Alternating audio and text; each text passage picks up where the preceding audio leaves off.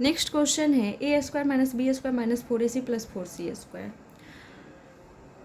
सबसे पहले हम इन टर्म्स को एक्सपेंड करके देख लेते हैं। तो ए स्क्वायर को हम लिख सकते हैं ए का होल स्क्वायर, बी स्क्वायर को लिख सकते हैं बी का होल स्क्वायर, माइनस एन तो माइनस एन, 4ac है ना यहाँ पर, एंड यहाँ पर देख रहे हैं 4c का होल स्क्वायर है, इसमें भी c है एंड यहाँ पर 4c का होल स्क्वायर है।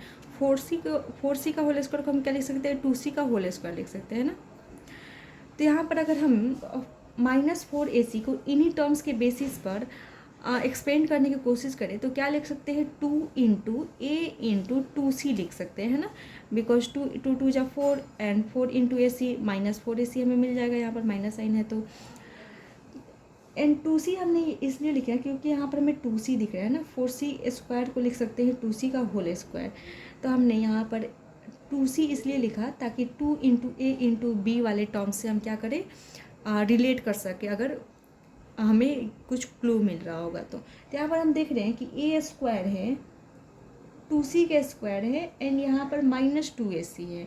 अगर हम इन तीनों टर्म्स को एक साथ रख कर देखें तो हमें दिख रहा है कि ये जो तीनों टर्म्स है वो किसी आइडेंटिटी पर बेस्ड दिख रहे हैं। A square minus 2ab plus B square क्या हो जाता था, a माइनस बी का होल स्क्वायर हो जाता था।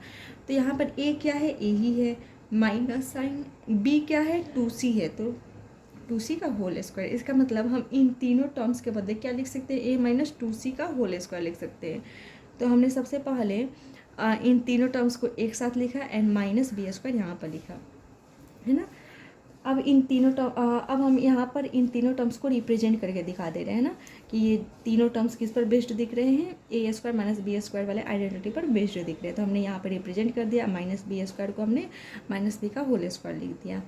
इन तीनों टर्म्स के बदले हमें क्या लिख सकते हैं, -2c का होल स्क्वायर, तो a-2c का होल स्क्वायर लिख दिया, माइनस बी का होल स्क्वायर।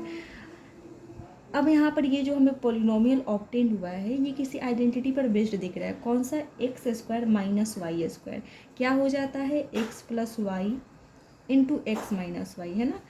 फर्स्ट टर्म का स्क्वायर माइनस सेकेंड टर्म का स्क्वायर, फर्स्ट टर्म का स्क्वायर माइनस सेकेंड टर्म का स्क्वायर क्या हो जाता है, एक बार दोनों टर्म्स को ऐड कर लेते हैं। तो एक बार हमने दोनों टर्म्स को ऐड कर लिया तो यहाँ पर x क्या है, a-2c, तो ax प्लस y क्या है, b है, फिर क्या होता है into a minus B, sorry x minus y है ना। तो x क्या है यहाँ पर, a-2c, तो ax माइनस वाई।